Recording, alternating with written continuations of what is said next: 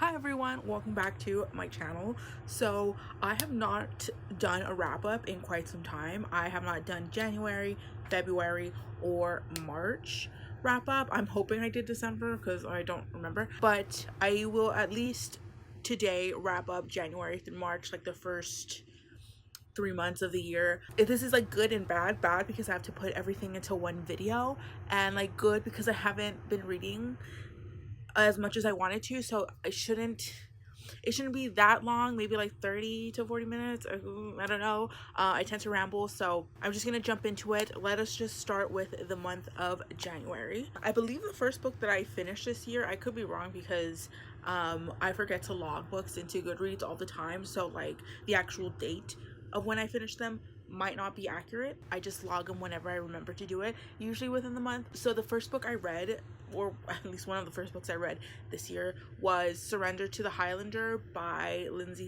This is the 5th book in the Highland Brides series. I've read this series for quite some time now. They are very fun and entertaining. They are pretty self-explanatory. It's a bunch of women who get married to Scottish Highlanders who are not like terrible evil men.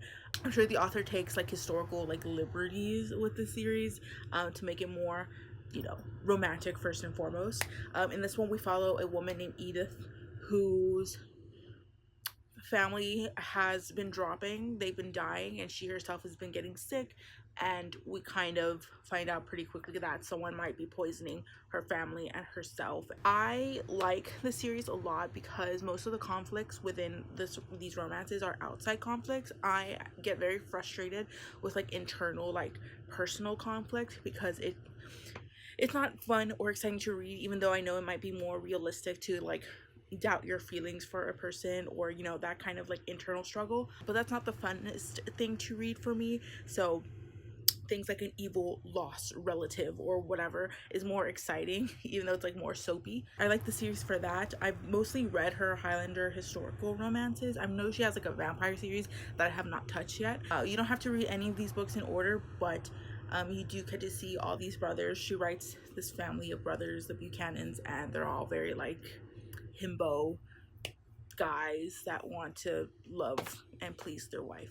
So yeah, I probably gave this like 3 or 4 stars. After that, I picked up The Whispering Skull by Jonathan Stroud. This is the 2nd book in the Lockwood and Company series, which I just started watching the Netflix show, if anyone was curious. The series takes place in a London, in a world where ghosts have started to come up from the dead, and it's been like 50 years since that's happened. In order to like deal with this phenomenon, a bunch of companies have started to like come up, and they're essentially like ghost hunting companies. One thing that people have noticed is that children or younger people tend to have a better connection to ghosts. Like they can see them, interact with them better than adults. So a lot of these companies hire children to do like the scary labor. But we follow Lockwood and Company, which is a company that does not operate under adult supervision. It's a small company, independent. Yeah, they get into some ghost hunting stuff. It's not scary or terrifying. There might be some darker elements or imagery, but nothing too bad. I would say this book kind of lies between like the middle grade into the YA category. I thought this was middle grade when I first picked up the series, but it's aging up a little bit. So none of these books have been like 5 stars for me, but the series overall is very fun and entertaining. It's a ghost hunting series, which I don't read a lot of, so I'm keeping up with this one, even though none of the single books have been standout. The series overall is still very fun and unique and exciting, so I'm continuing on. After that, I listened to Isn't It Bromantic by Lyssa K. Adams on audiobook. This is the 4th book in the Bromance Brotherhood Club or whatever. The series follows a bunch of very masculine men who work in predominantly like masculine fields, and they're all in a like book club where they read romance novels to kind of get a more feminine experience point of view, I guess. This one was very disappointing. If you hear snoring, that's my dog, but this one was disappointing. It's one that I've been looking forward to because we're following a Russian hockey player who's like been very like witty, funny, like one-liners throughout the majority of the series so far. So this is his book, and it was not good. I hated the conflict of this one. A big part of like why they could not be together was a misunderstanding, and I hate that. It wasn't even like a good misunderstanding. But we follow obviously our Russian hockey player who is married to a childhood friend of his from Russia, and it's kind of like, it's like a green card marriage, which is super understandable. She's a journalist. Journalists do not fare well in Russia, depending on what they're talking about. So she's in the US, and before they can really even give their romance a shot, she goes off to college and he continues to play hockey. So they're technically married for a good chunk of time, but they don't actually like interact with each other. They live in different cities. That's all I'll say for that story so far. It's very disappointing and very, very frustrating to read a smart woman act so stupidly sometimes. The conflict outside of the romance used to be really good in these books, in the first and the second and even the third. The conflicts that these women are going through outside of the relationship that they're forming makes sense and is believable, and I understand like the pain and the trauma that they're going through. But for this one, it did not, I don't know, it just didn't make sense to me why they say and do certain things. Goodreads says it's a 3, but the more I think about the book, I kind of want to lower it down to a 2. Maybe I give it a 2.5, which I tend to rate up 0.5s. So it's probably a 2 now. After that, I read a really amazing book, which was A Wizard's Guide to Defensive Baking by T. Kingfisher. I absolutely love this one. I had been reading it since like December, around the Christmas time, and I finally finished it in January. In this book, we follow a young girl who works at her aunt's bakery, and she does have magic. Magic in this world is very specialized. It's not like I can learn to shoot fire and then I can learn to read minds and da-da-da. It's very much focused onto what your specific ability is. And our main character, she's a baker and she can talk to bread, and she can work her magic specifically just on like bread type stuff. And there's a threat to her kingdom, and she's one of the few people that can really turn the tides despite her skills just being a baker. And she's also very young. She's like 12 or 13, 14, and the whole like duchy is like on her shoulders. It's a very cute story on like what you can accomplish just by being like a small person. You don't have to be like this larger than life character to do good, I guess. This one made me very sad at times. It was very cozy, but it still had like high stakes, so I don't know if I'd call it like a cozy fantasy, but the writing was very like adorable and like sweet. It really made me want to read more from this author, so yeah. After that, I listened to an audiobook for A Faint Cold Fear by Karin Slaughter. This is like her 3rd book in her Grant County series. Karin Slaughter writes mystery thrillers, and they're very graphic. First and foremost, a lot of trigger warnings comes with each book. One of her particular books had like almost any major thriller warning that I can think of. With any of her books, I would suggest to like be super hesitant going in, because there might be some content that might make you uncomfortable. In this particular one, I think there was a death on a college campus, and our main characters, Sarah, who is a medical examiner slash pediatrician for this small town, goes out to investigate what happens. Her ex-husband slash current boyfriend, the chief of police, Jeffrey Tolliver, I think is his name, he's obviously investigating it. There's some other characters that make a lot of appearances here. A lot of characters in this book make very bad decisions, but it makes more sense to me why they're acting a certain way. A lot of these characters have gone through trauma, and their actions are reflected from that trauma. So I can see someone reading some of these books and being like, why is this character doing this? This is so dumb. It's so dangerous, blah, blah, blah. But I get it. I get where they're coming from. And I know not everyone might agree with this, and that's totally fine.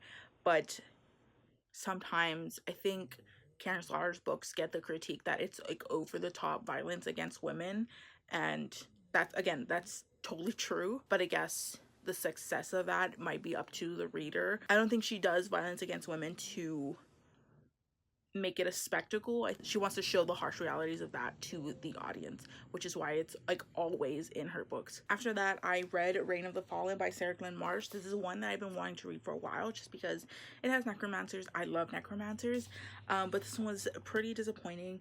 In this we follow a woman, Odessa, who is one of the few that are tasked with kind of dealing with the dead. Certain people can ask to be brought back from the dead, and they do it pretty not willy-nilly. They have to like pay for it or have to be a member of like a certain class, and she does it. She's been trained to do it, but there's some rules that she has to follow when dealing with these undead people, because they could quickly turn like evil, monstrous zombie type if she doesn't do the process correctly or something goes wrong, and obviously some things are gonna go wrong here. I was very disappointed in this because the pacing was pretty bad. Well, in my opinion, it was a little too quickly. I couldn't like sit with any of these characters.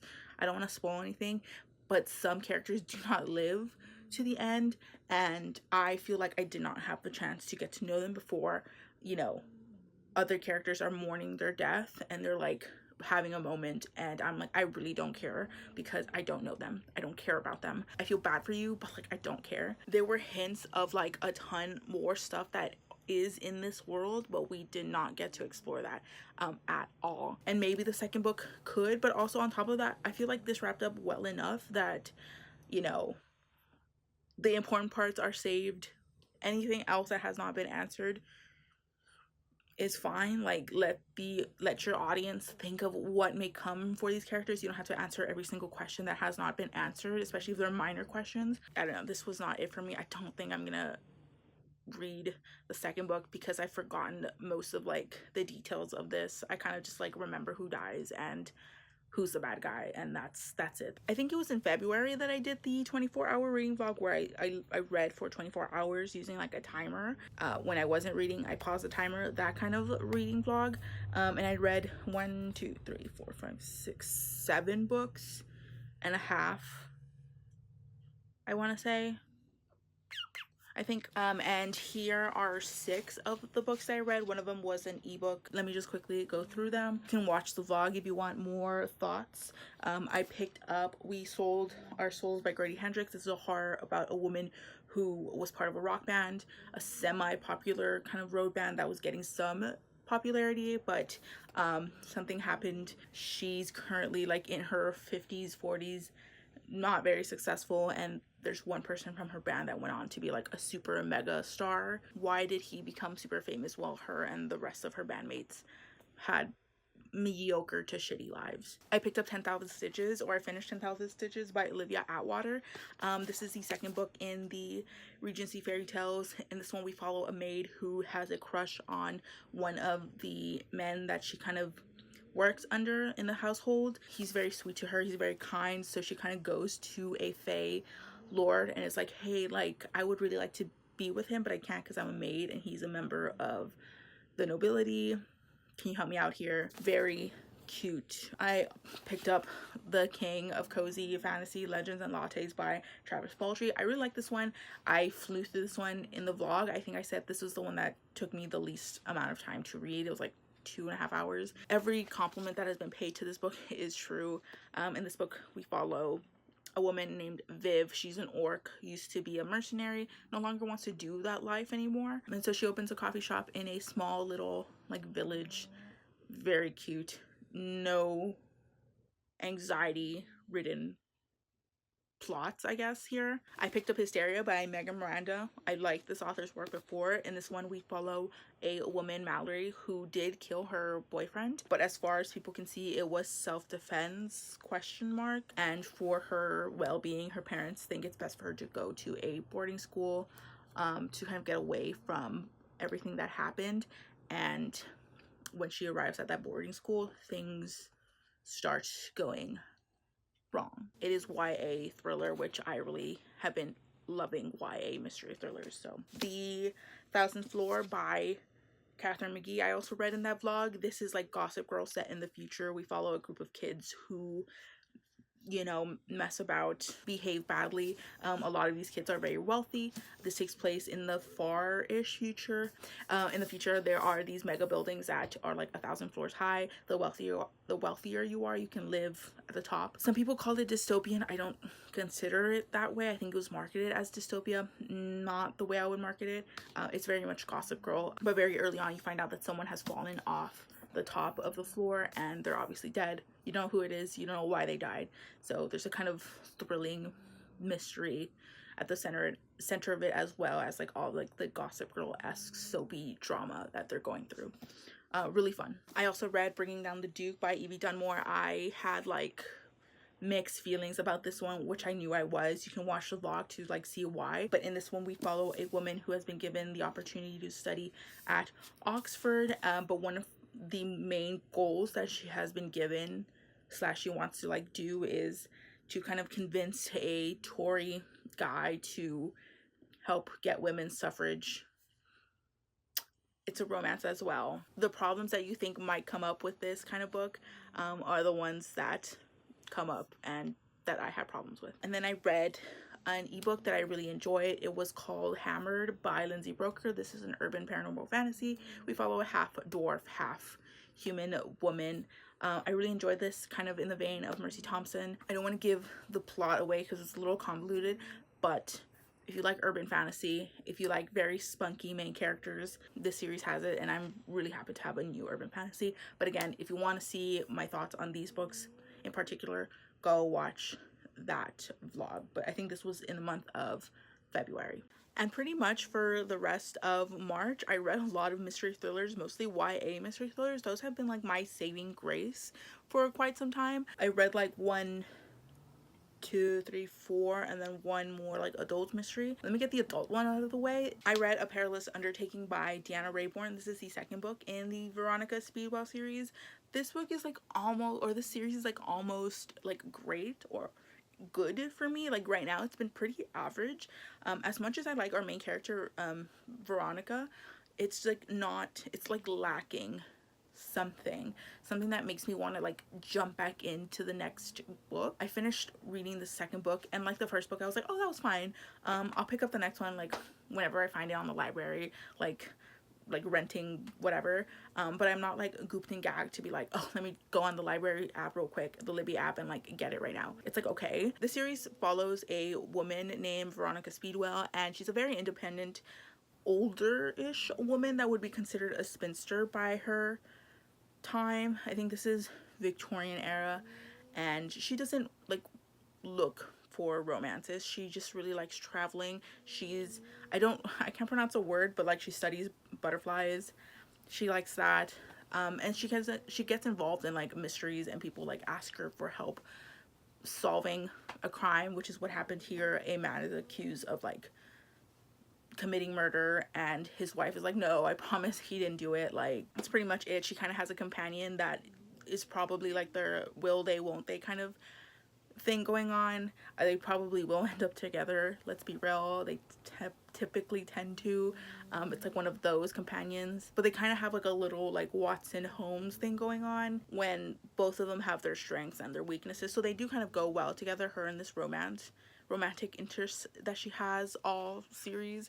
But it's okay. I wish I loved it more. I really do. And then after that, I read a bunch of YA mysteries. I love them so much. The first one is The Weekend, or That Weekend, by Kara Thomas. I love Kara Thomas as an author. Usually her books hit really well for me. This is the first dud from her. She wrote The Cheerleaders. She wrote The Darkest Corners, Little Monsters, all fantastic.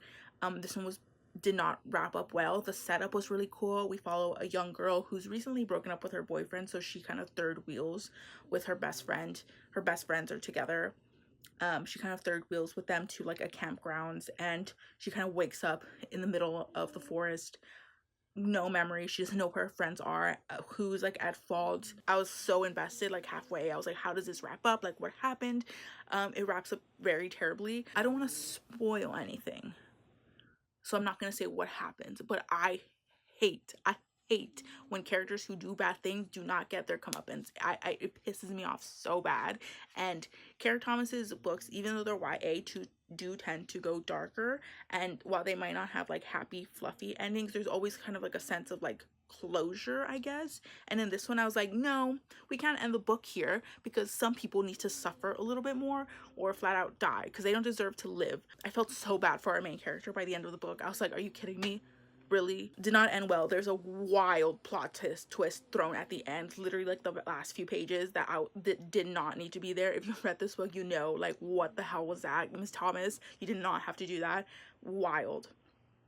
Did not like this book. 2 stars. After that, I read The Naturals by Jennifer Lynn Barnes. I've been wanting to read something really good from her. I think I read one book from her that was dookie. In this book, we follow a young woman who's been kind of recruited into this like FBI program that's very like Criminal Minds-esque. She's very good at like naturally profiling people. It's a skill that she kind of just picked up from her mother, who was like a kind of con artist almost. A bunch of the other teens that she meets that are in this program, they're like late teens, they're not like super young, also have very good skill sets, something that's not easily trained to like police force. So they're kind of in this like naturals program. Again, very Criminal Minds-esque, very fun, thrilling. Love the twists in this one, and I can see how it's setting up a series for later on. So I really like this one. I listen to it mostly on audiobook. I will say though, I doubt anyone in audiobook creation is listening to this, but please stop having your narrators whisper into the mic. I know ASMR is like a thing that people like, but not everyone. I hate ASMR. I don't want to go into a tangent because I don't want this video to go on, but ASMR makes me irrationally angry. Like, it's one thing to like not like it, like that's not my thing. I hate ASMR. Like, for some reason it like, I get sweaty, I get uncomfortable, I want to like peel off my skin when I listen to ASMR. I hate it so much. It makes me super uncomfortable. You know how like people are like, oh, when I listen to like people tapping on the mic, you know, it's like tingles for my brain. It does the opposite for my brain. I hear the Kill Bill sirens, I see red when I listen to ASMR, or when I'm forced to listen to ASMR. I don't like it. When it comes up on like my TikTok For You page, block and scroll. I cannot do it. Please stop having people whispering in the mics in audiobooks, for the love of God. But yeah, other than that, the book was like really good. After that, I read or listened to The Agathas by a few authors. Their name escapes me, but in this one we follow 2 girls who aren't really like the type of girls to be friends, but they kind of get involved in the disappearance / death of this very popular girl. One of these girls that we follow used to be her like really close friend. Something happened, they're not close anymore, and then the other girl that we follow is kind of like a loner, artsy type character. Both have a lot of trauma that they go through. One of them has neglectful parents, the other girl has an abusive parent, but they get involved to help find out what happened to this missing girl who like winds up dead. And they're both kind of fans of like Agatha Christie, so there's a lot of references there, without it being like an Agatha Christie like retelling. After that, I read or listened to Nothing More to Tell by Karin M. McManus, pretty much the more popular YA mystery author right now. This was supposed to be her more like dark academia-esque. It doesn't like read any different than her other books, to be honest. I remember at some point after listening to a few of her books that some of her characters come off as like samey, which is pretty accurate still. In this one we follow a young woman who is going back to this old boarding school that she used to go to under the guise of like, well, she's coming back obviously to finish her schooling, because she hasn't graduated, but she is like an intern for this like investigative journalism company to figure out what happened to a teacher who died on campus. No one ever found out who did it. He kind of just was found somewhat bludgeoned to death. The way that the book ends kind of implies that there might be some justice to be had, but this is pretty average for most of her books. Maybe if this is the first thing you've ever read from her, you might really enjoy it, but as someone who's read pretty much a majority of her backlog, this is pretty average, so it doesn't really stand out. I do like teen sleuth, kind of Veronica Mars type characters, which is our main character here. I adore that. There's a little bit of a theme of like people like not getting what they deserve, which I like to see in books, at least, right? Because it's fiction and you can do that, even though that might not happen in real life. I would really appreciate seeing that in the books that I pick up. And the last thing that I read semi-completed, I read half of a monster romance anthology. I'll put it up here. I think it's called Monsters in Love, and there's like a subtitle with a bunch of authors. I think it's 30 short stories, and I was gonna read the whole thing for a vlog, which is already up. You can look at, I'll link it down below. It's so long. It is a very long book, so I only read the first 15 books. It's still like 600 pages worth of content that I read and talked about each story. I ranked each of the stories that I read. Some of them were great. I was introduced to amazing authors that I had never read before, and some were like kind of lackluster, I'm not gonna lie. But if you want to see me get my like monster romance fill, the book is right here. You can see all those authors that I read from in that video. That's pretty much it. I think I got through everything that I've read. I thought this was gonna take longer, but I think I'm speeding through this pretty well. And again, some of these were in vlogs and stuff. I don't know if there's anything else I need to talk about. I think I should just wrap up this video. That's everything I've read in the first 3 months of the year. It's not nearly as much as I wanted to, but at least it was enough to film a video for. So feel free to talk to me down below in the comments about anything that I've talked about. I'd like to hear anything that you have to say down below. I will also link my social media down below, as well as some far more important links. Feel free to like, dislike, comment, or subscribe, or do neither. It's all cool with me. Thank you so much for watching, and I will see you in the next one. Peace out.